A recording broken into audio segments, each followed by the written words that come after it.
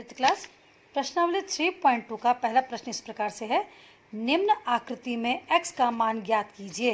ये हमें आकृति दी गई है, त्रिभुजाकार आकृति। इस त्रिभुजाकार आकृति में आप देखते हैं कि एक भुजा को आगे बढ़ाने पर यह बाह्य कोण 125 अंश का खींचा गया है, दूसरी भुजा को भी आगे बढ़ाने पर यह दूसरा बाह्य कोण जो है 125 अंश का बनाया गया है और तीसरा बाह्य कोण भी x अंश का है। हमें इस आकृति में x का मान ज्ञात करना है।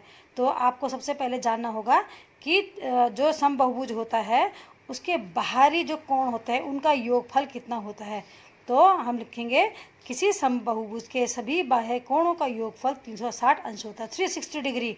बाह्य कोणों का योगफल कितना होगा 360। एक बात और खास ख्याल रखेंगे इसमें कि समबाहुभुज में कितनी भुजाएं दिखती हैं, यहाँ पे 3, तो इसके बाहरी कोण भी कितने होंगे 3।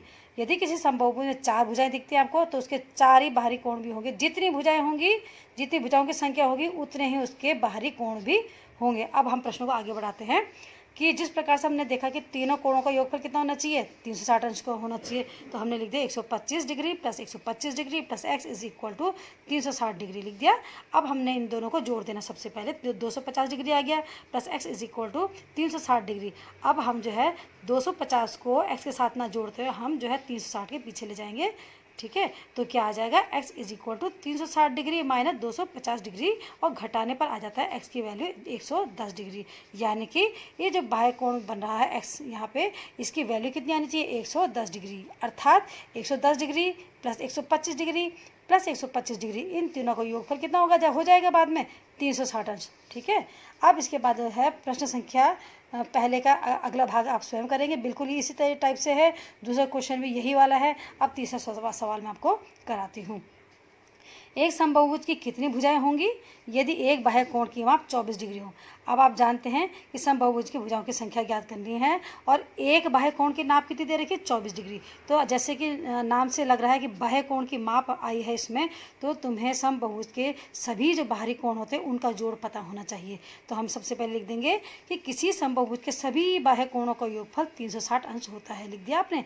अब हमें प्रश्न में क्या दिया है, एक बाह्य कोण की माप दे रखी है 24 डिग्री और हमें क्या ज्ञात करना है, भुजाओं की संख्या। तो भुजाओं की संख्या ज्ञात करने के लिए हम क्या करेंगे, जो कोणों का योगफल है 360 डिग्री, उस कोणों के योगफल में एक कोण के मान को हम भाग दे देंगे, ठीक है। सभी बाहरी कोणों के योगफल को भाग दे देंगे किससे, एक कोण के मान से। तो कोण से कोण कट के क्या आ जाएगा, भुजाओं की संख्या आ जाएगी।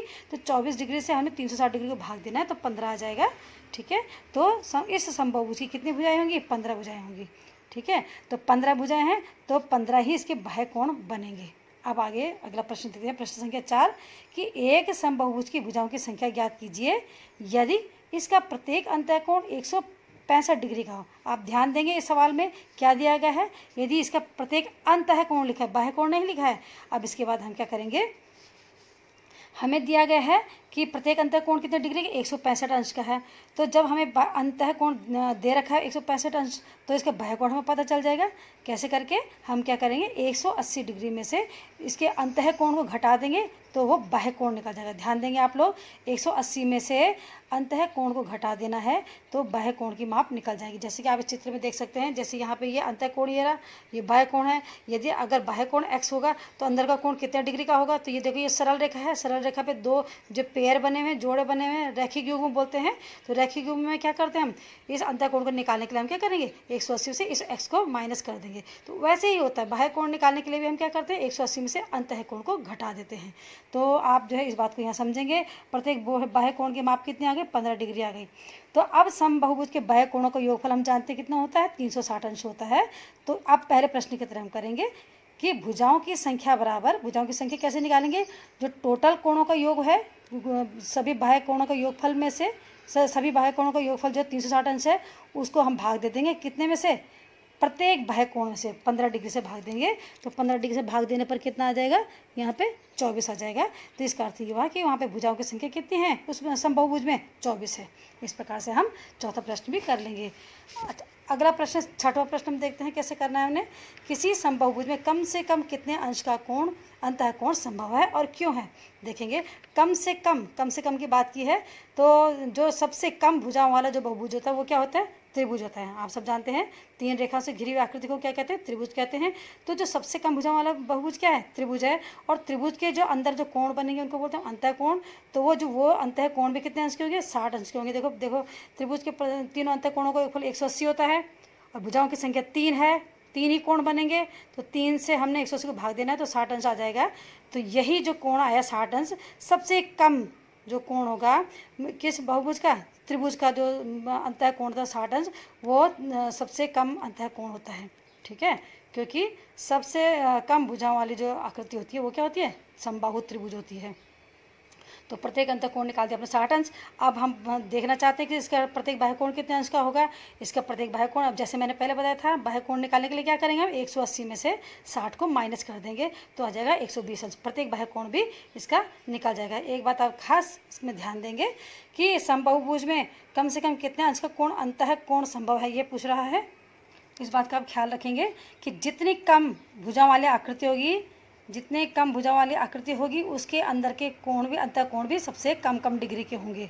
और ठीक उसका उल्टा, क्योंकि बाहर के जो कोण बनेंगे वो ज़्यादा डिग्री के होंगे, बाह्य कोण जो बनेंगे वो अधिकतम बनेंगे और अंदर के कोण न्यूनतम बनेंगे, क्योंकि इसके भुजाओं की क्या है, भुजाओं की संख्या सबसे कम है।